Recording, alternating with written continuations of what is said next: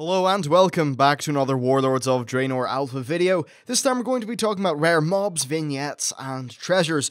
So essentially they are beefing up the leveling zones quite a bit in terms of the random things that you can find. One of their goals of this expansion was to reintroduce exploration into the open world, especially for the questing experience, and I've got to admit, so far it seems like they absolutely have done that.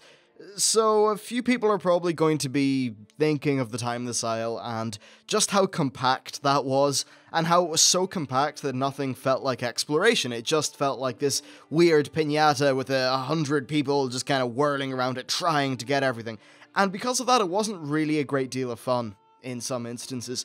Well, the Frostfire Ridge zone has basically got as many rare things as the Time of the Isle, just that it's more spread out, and they have some more unique things put into Frostfire Ridge. We've got 3 different categories: vignettes, rare mobs, which is just the regular fare, and then treasures, so just random things you find.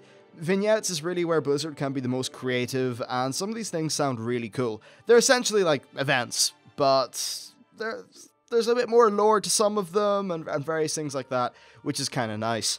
So on your map, you'll find rare mobs marked with a skull, and then vignettes, I think, are marked with a sword. I don't know about treasures. I'm guessing they'll be marked with something, or perhaps they're just there to be found. Not 100% sure on that one. One thing I would like, though, is a degree of randomization for the treasure spawning. One problem with the Time of the Isle is that the treasure spawned in a, well, They spawned in set positions, which meant that there was no exploration. What you would do is you'd just type in Time of the Isle guide, you'd find the video that I did, and then you just go to all the locations, the little dots on the map, and sure, that was fine, but it didn't really feel like exploration. At least to me, it didn't feel as good as, say, the patch 5.2 treasures. So let's talk about specifics. Right, vignettes. So these are essentially little events, and they're a little bit more flexible in their nature. An example of one of them is the Frostwolf Veteran's Keepsake, which is a kind of cool little reward that you get after you help an old orc defend his house from an invasion. And it's really just a little event that you stumble upon as you're leveling, and you notice, hey, you need to help this orc. You need to fight off these guys, and there's nice little bits of lore in there. I won't spoil them or anything, because that's the sort of thing you'll probably want to see for yourself. Then another example is that there's a fishing one. It is this special fishing pool, and when you fish a pearl, or not pearl, a clam in that, you get a pearl. When you click on the pearl, it makes you sparkle, so you get a little toy item. Then there's another really cool thing, actually. It's at the Circle of Blood in Frostfire Ridge. Basically, there's an item, and when you click on it, you will summon these 2 ogres. So once summoned, these 2 guys are going to try to kill each other, because, hey, they're ogres, they're angry, and that's the sort of thing they do. And while they try to kill each other, we get the privilege of finding a nice spectator's chair that has an umbrella and some alcohol around it. I don't know what this thing provides in terms of rewards, or if it's just a cool little thing to add some flavor into the world, though. Then there's also this really cool elite. Now, I don't know if this really counts as a rare mob, because he is a bit more unique than a rare mob, but I'm going to talk about him here in the vignette section anyway, which probably doesn't make much sense. But anyway, he's this guy called Borok the Devourer, and the big gimmick about him is that you feed him ogres. He's a pretty hungry chap, so what you have to do is kite ogres to him, and then once you've done that, he eats them all, he gets too full, and he throws up, and you get a shield from it, which is pretty cool.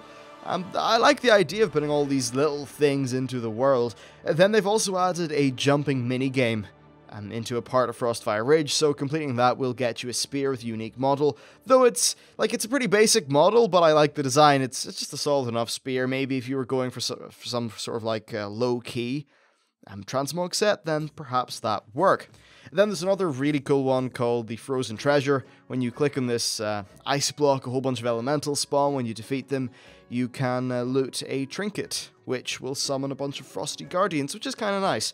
So a lot of these vignettes sound a little bit more like, say, the sprites in the Time of the Isle, where you click on their crystal and then you attack them. Or perhaps Crane Gnasher, who is that guy you've got to like kite a bunch of cranes over to a thing and then this mob spawns. Or perhaps that turtle that you have to right click because it's just sitting there in its dormant shell. They're things that aren't just a random mob that appears, and I think that's really nice, actually. Forcing that extra user interaction and exploration is very important. When you have to actually work out what to do, or even just see, hey, this is a turtle. When I click on the turtle, it spins up and tries to kill me, so I kill it. Or maybe when you work out that this rare elite is hungry for ogres, so you need to bring the ogres to him. There's a little bit more gameplay there, I think perhaps more than some of the standard affair rare mobs, and it definitely is nice to see these being put into the world. I suppose it's perhaps a little bit worrying that maybe you'll just run out of them, or the rewards won't be that great, or, you know, it's just the kind of thing that can be easily skipped. I think it's all about just balancing them well, so that there is a point in finding them if you should see one pop up on your map. Perhaps completing these could give you a nice little wad of experience points, because that, I think, would really make it feel like you're stumbling on, just like randomly onto a rewarding experience, which during leveling would feel pretty nice. I remember in Mists of Pandaria, whenever I'd find one of those little treasure thingies that gave you XP, it felt great, because it was like, hey, I just completed the equivalent of 5 quests for a thing that I randomly walked into. That was nice. Okay, so with vignettes covered, let's talk about rare mobs. These are essentially the usual sort of thing that we are used to. Some of these guys will probably drop some special toy items, and many of them will just drop some regular loot that's perhaps a blue for the zone that they're situated in. Now, some of these, I'd imagine, will be tuned for multiple people. One nice thing about Warlords of Draenor is that they are bringing back 5-player group quests and various things like that. I think this is a really awesome addition, and hopefully that rolls over to the rare mobs as well. I'm totally cool with there being rare mobs that are soloable, but I do like the idea of rare mobs that are perhaps a little bit more tricky. And I know that it's odd to say this, but I've been leveling up my rogue in Pandaria, and I'm just sitting there in the the Jade Forest, and I haven't got any good gear, just some of the basic stuff, and squaring off against some of the rares is perhaps not terribly hard, but there is a bit of challenge there. You at least feel like you can die, especially as a rogue when your self-healing isn't amazing. And that's actually quite a fun little combat experience, so if they can really get these rare mobs to be a decent difficulty, then it's going to work. And once again, if you find and kill a rare mob, perhaps they give you a big wad of XP, maybe the equivalent of completing a quest. Or maybe, okay, a bit less so that it doesn't become the sort of optimal route. You just want them to be a bonus that you stumble into, not really something that you actively have to spend a lot of time searching out. Still though, it's really cool to see rare mobs. Okay, then finally there are treasures scattered throughout the world. These are basically just the usual kind of things, you know, maybe a chest or an item. And one of the nice things about treasures is that, well, with the removal of flying and things like that, they can be integrated into terrain traversal sort of puzzles. So maybe you could have a jumping puzzle or whatever, climbing around the back of a tree to find a treasure. I think the removal of flying is actually going to facilitate a lot of this content a good bit more. Because if you could fly, then perhaps the optimal thing to do would just be to get NPC scan, or not NPC scan, whatever that add-on's called, like TomTom or something, set up a bunch of waypoints for the known vignette, rare mob, and treasure spawns, and then just loop around them in your flying mount. Well, because you're on the ground, that won't be optimal because of all the other mobs and things that are in the way. That means that these can just be integrated into the world as a thing that you can just stumble upon as a nice little added bonus. So I think that overall the design of all this in terms of gameplay is really good.